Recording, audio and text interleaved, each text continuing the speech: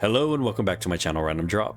And this week, I want to talk about Kingdom Come Deliverance 2. Let's get into it. So Kingdom Come Deliverance 2. Before I can really talk about KCD 2, I need to talk about the first game. I did play Kingdom Come Deliverance 1 a couple months ago, near the end of the year, as I was working on the story recap video series. And with the sequel coming out, I decided to dive in. One of the reasons I never really dove into the series for many years is that I heard the game was good and exceptional, but it was always the time period that kind of pushed me away, as I really didn't care for medieval times if there was no fantasy elements, or at least I thought I didn't. But once I watched one of my friends play, I thought maybe the game tonally was gonna be like super serious and simmy and a lot of like posh kings and nobles talking to each other. And there is some of that, but what I really appreciate about the series is that it knows when to be serious and then it knows when to be goofy as fuck. After I watched a friend play it for a while, I realized what this series is, or at least what KCD 1 was. It is very much tonally Grand Theft Auto in medieval times, as in the Grand Theft Auto series can tell these very serious stories and missions and side quests. They can break up the flow a bit and be serious when they need to and just be funny when it needs to be. Kingdom Come Deliverance 1 is a very good game with a huge amount of issues, and that's a lot of what this review is going to be about, as KCD 2 is just a sequel to that first game, but they just attacked all the problems they had with the original. So after finishing the first game, I was really excited for its sequel to see how it would improve on those elements. And that's what this review is going to be about, really. As you can look at every other review out there and they'll talk about how incredible this game is and whatnot, and like, hey, it's very good and it's a really long length with an immersive world and really good graphics and all that, voice acting. Reviews are very high for this game at the moment, but more how I'm going to structure my review is talk about the positives and the negatives and really focus around what improved from the original game and what didn't, because overall, really quickly, my review for Kingdom Come Deliverance 2, it is a complete improvement on the original game in probably every absolute aspect. You can clearly see that after they made the first game, they didn't really try to reinvent the wheel here. There's a lot of similarities to the first game, but they worked on the similarities and used those similarities as an advantage, so you can see how much the combat's improved, how much the quest design has improved, especially as someone who played this game a couple months ago, and seeing the leap in quality it's just really exciting. And I always like when developers build a base and sometimes that base is very flawed, but then they just work on it and iterate until they finally perfect that thing they were trying to make originally. So let's get into my review of Kingdom Come Deliverance 2. Hey everybody, before we get started, I just wanted to say if you enjoy our content and want to stay up to date with our videos, hit the subscribe button. It really helps the channel. Thanks. So on to the video. The first part I want to talk about is the campaign. The campaign in the first game is good. It's overall just fine, but really like the mission design and quest design is like really lacking in a lot of ways and not really varied, and pacing's kind of all over the place. As in KCD 1, it's a lot of you just talking to people to find another person that talks to another person or knew another person and so forth. And you're always just like looking for these individuals who were responsible for something that happened or is going on. It's more like you're playing a detective game, but not missing all like the exciting elements about a detective game. Whenever you look at KCD 1, a lot of those missions are just kind of like very boring and you're on your own a lot of the time, and sometimes there's like not really recurring characters other than like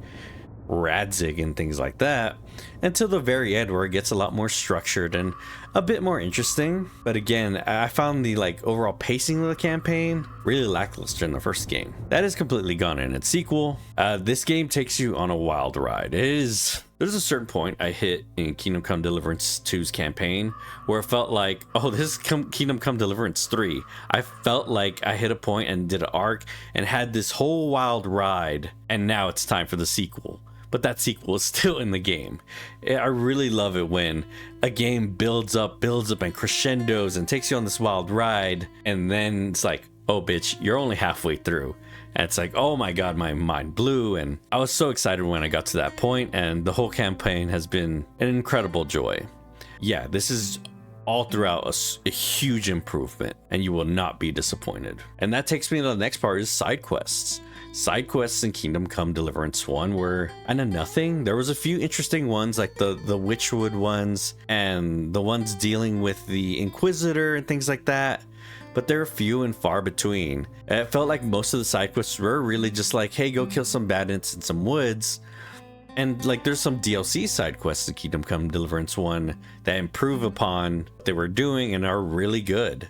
But like a lot of that stuff wasn't in the base game, and the world didn't feel as filled out in the original game, or like some of the quest designs weren't that interesting, or they were funny at points. But again, I feel like the things I'm doing in Kingdom Come Deliverance 2 are way more varied and wild and really funny at points and things like that, or just intriguing on what's going on.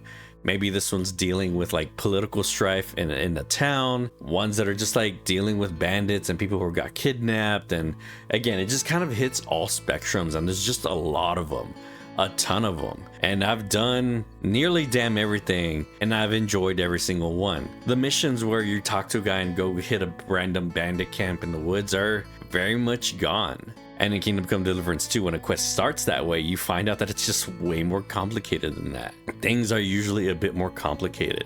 And I like how some side quests actually feed into the main quest and affect the main quest, giving you extra dialogue and scenes and meeting new characters. It's kind of like in The Witcher 3, where there's like a tier of side quests that you don't have to do, but it will impact the main quest in some way or give you some extra dialogue options and things like that. Kingdom Come Deliverance 2 does it really well, and I've just been impressed by every single side quest I've done so far. And you can very much see why a lot of these reviewers spent over 100 hours playing the game, because they could probably finish the campaign in probably 50-60 hours, but they wanted to do everything, as the world is so interesting, and the interactions and the things you're doing and how you can attack a lot of these problems is so interesting. It's very much, man, we're missing this game. After Baldur's Gate 3, we really needed a game that let players express themselves, and this is that game. I just really love when developers give you a set of problems and then a bunch of tools to figure out that problem. And it can be, and you can think of some wild shit that maybe they didn't think of, or maybe they did design the quest around you murdering a dude and stealing his dice and throwing his body in the forest and using those dice to beat the next guy in the mission.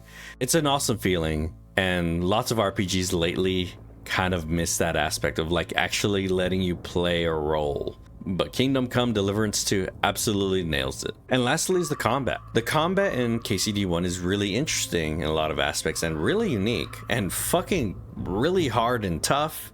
There's a lot of like animations, and you would get stuck in animations. There's just a lot of like just jank to that first game, but I still overall enjoyed it, but I didn't feel like it was good in a lot of ways. I just felt like it was acceptable and it was just fun enough. But KCD 2, they refined the combat immensely, and I feel like I'm actually getting good at the combat and understand the concepts of the combat a lot more. As the way Master Strike works, the way you parry enemies is completely different and feels a lot more natural, as when you're throwing blows back and forward, you're parrying and countering back and forward, and it feels like an actual sword fight rather than that weird awkward thing where in the first game I was doing where I was just like waiting for them to attack and walking around and the guy never attacks, and it was and you're always at a disadvantage if you're attacking a higher level enemy because he's gonna like Master Strike you 100% of the time. So there's a lot of aspects of Kingdom Come Deliverance 1's combat I didn't really like, or I thought was fine, but it super annoyed me. KCD 2, the combat is so much more improved. The combos are way more simplified, and the directions you can attack are way more simplified and easier to manage. They removed some complexity, but added complexity in other parts of the game. And it actually feels like I can do different things now in the game, like a dodge build. As when you would do that in the first game, dodging was like kind of random and you couldn't really do it or activate it on your own. Really, it just felt really off. But now when I hit spacebar, Henry dodges like he's supposed to, and I get behind the enemy and just bop, bop, bop. And dealing with shield users for me is a lot easier than it was in the first game. It's very much that original system, but refined and distilled, while still keeping a lot of like the depth and what they were going for in the original game, Fighting groups of enemies is still tough as shit, and you have to make a plan on how to take out multiple before you fight the whole horde. Things like that. You're still gonna get the shit kicked out of you in this game, but it is a sequel, and like Henry is a bit more competent than he was in the first game, so he doesn't completely suck at sword fighting. 50 60 hours in now, like, yeah, I still enjoy the combat and I really enjoy just how much smoother it is. I haven't had those weird frustrations where like I feel like the dude's parrying me 100% of the time and I don't know why. I don't know what mistake I'm making, and it feels a lot more skill based than random, because I felt like you would bump into enemies that were just way higher level than you and they would just kick the shit out of you for no reason. And with that, let's get into the negatives.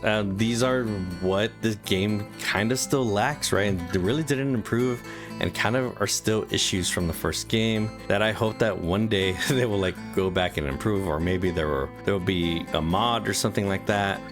But let's get into the negatives. Auto saving, or saving in general. I understand why they want to limit it. I understand why the purpose of save your snaps, because they don't want you to just, it's because they want actual consequences when you're robbing someone or doing something stupid in a town and so forth, right? They don't want you to just save scum every fucking time you like pickpocket someone or try to rob a chest or anything like that. But I feel like maybe there should at least be like an auto save system, like every 10 minutes or something like that, because there's long stretches where you won't complete a quest goal and the game won't save, and it's very annoying to manage your whole inventory for 10-15 fucking minutes and then you die to a random bandit attack while you're fast traveling because you're still wearing your goddamn people talking clothes and not your armor. It's super annoying, and it's happened multiple times and I still don't learn my lesson. And Saver Snaps has the elixir problem from RPGs where you just hoard that shit because you're like, oh, what if I need it one day? And you end up never fucking using them. I know it's like a me problem, but I know I'm not the only person who has this problem. So I really wish maybe like the game saved every 10 minutes or something like that, just so that I like avoid going back 2 hours, because sometimes that does happen because you just forget that you've been on a roll and it didn't save, and you never completed a quest objective that actually saves, because there's many quest objectives that don't save the game, and then there's few that actually do. So it feels random at points on whenever you complete a quest objective if it will save the game or not. Sometimes it feels like they do it on purpose to not save the game. Getting sent back 2 or 3 hours really sucks. And if there was a safety net of at least like a 10-minute autosaver or something, it'd be much appreciative. I think Saver Snaps are still a good idea. Yeah, it's just a little bit more leeway on that thing, as sometimes even finding a fucking bed is annoying, especially if you're a first-time player.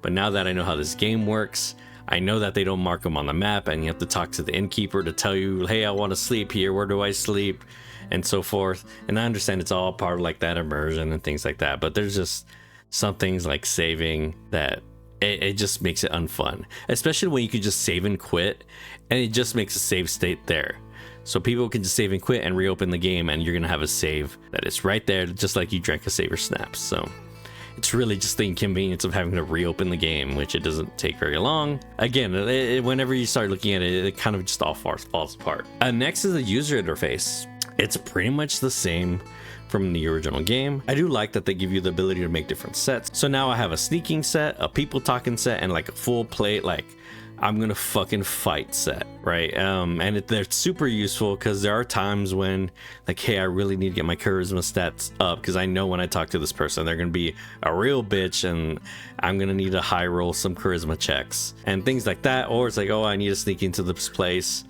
and I don't want to every time I want to sneak around have to look through all my gear and make a fucking set. It's awesome that now I can just switch sets, but again, how like all that gear is laid out and you can't really make favorites and things like that, so you're just a big fucking list of items are just thrown at you. It's really unappealing and annoying. There are some things they have done to like mark items, like, oh, is it in the set and things like that, but sometimes there's extra items you want to keep around, and a favorite system would probably improve the UI quite a bit, and like just generally the overall UI, it just feels very clunky. I imagine it's just a thing where it's like, well, this still has to be on console, so we want to make it friendly for PC but also console, and it's just like a weird mishmash and just like going through those list of items, I wish it was like a bit sorted better, or maybe I could collapse menus, so like, oh, I don't want to see all the food, or I don't want to see all my armor pieces. I know you can sort up top, and then the fact that you can't even, when you go to vendors, you can't sell out of your horse's inventory, so you do the dumb thing where you walk out the building and fucking give everything yourself, and you'll become over encumbered, then walk back in and shove all that shit at the vendor. Things like that. It's like, why are we overcomplicating this? Let me sell for my horse, for the love of God, please. But again, the way a lot of just items and things like that and armor are just laid out in the menus, it's just super fucking tedious. And you spend a lot of the time just scrolling up and down, especially when it's like material items, and material items take up space. And it's like, okay, well, can, like, when I'm crafting, can I just have it so that it uses the materials I put in my lockbox if a lockbox is nearby? Because usually maybe there is one nearby, or if it's in a town, just give me something here so I'm not carrying 1,000 fucking flowers, because it makes me not want to loot flowers ever, because they do take up space. Things like that, right? Like I do enjoy the aspects and the simminess they're trying to make, but there's some things where it's like, okay, this is just like a bit too tedious.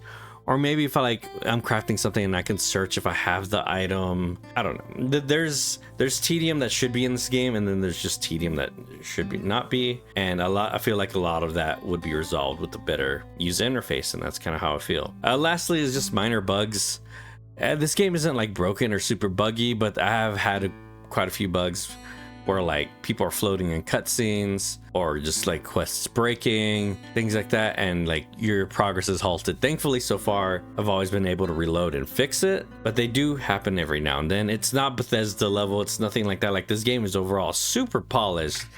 It's just like when something, it's just like this game is so like really good and nothing breaks in this game, really. Like, everything runs pretty perfect, but when something breaks in this game, it fucking breaks. I've had multiple times where I fell down like a ladder and like just floating in the air, and Henry can't get out, so I have to reload. Things like that. Again, people floating in cutscenes, a pivotal, crucial, emotional moment, and motherfucker has no voice, or his voice gets muffled and he just disappeared and floating in the air. It's like not something you can ignore. It's like so obvious that it's broken, while 99% of the game is fine. Again, when just something breaks, it breaks spectacularly. And yeah, that's my thoughts on the game so far. And on the negatives, it was really hard to like pull out anything, really. Like, it was hard to think of like, okay, what are the things that bug me in the game? And it's the auto-saving, the user interface, and the bugs. But overall, Kingdom Come Deliverance 2 is spectacular. Has incredible gameplay, incredible storytelling, lots of content and side quests. It looks beautiful, right? It is the complete package. $60 at a good price. No stupid microtransactions everywhere. It's a brutal world, bloody, gory, and there's boobs, dicks. Like, it is a full package, not holding back at all. It is what people want nowadays, and is very much the epitome of that in terms of RPG mechanics and actual role playing. And I'm super excited to play even more of it and get deeper further in. But Kingdom Come Deliverance 2 is an absolute accomplishment and refinement of what that original idea was with the first game. And really, at this point, it's very hard for me to think of like, where could they go next with this game if they were to make it 3, as they refined everything they were doing in the first game. So now it's just all about just, again, kind of going wild. And this game sold very well, so that gives them the budget just to, hey, let's try some shit. Let's try hey, maybe we don't do Kingdom Come Deliverance. Maybe Warhorse does a fantasy world, takes on a new IP, something. I would love to play a fantasy game with these values and this combat and their take on what that world should be and how it should play. I would love to play a fantasy world made by Warhorse Studio with everything they learned from Kingdom Come Deliverance 1 and 2. But let me know how you think down below. Like, comment, subscribe, and I will see you on the next random drop. Peace.